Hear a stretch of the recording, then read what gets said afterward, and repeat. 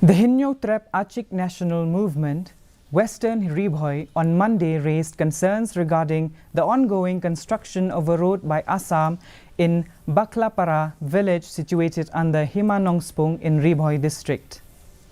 The Hanm alleged the Assam government on disregarding opposition from Himanongspung.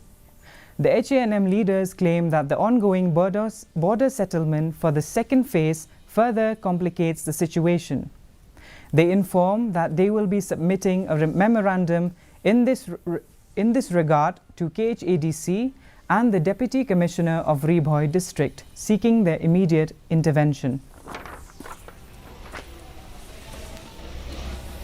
Syaki bor juga sokar wa DP nomor kumbalong junta ga sokar Assam konra e kambroy hapo ga iman school nomor hapdeng gajinya penbe ukur Assam kumno ga sokar Assam kala bermonra e kambroy de nomor kata ga suknya ga bujur liwan biang sa cisin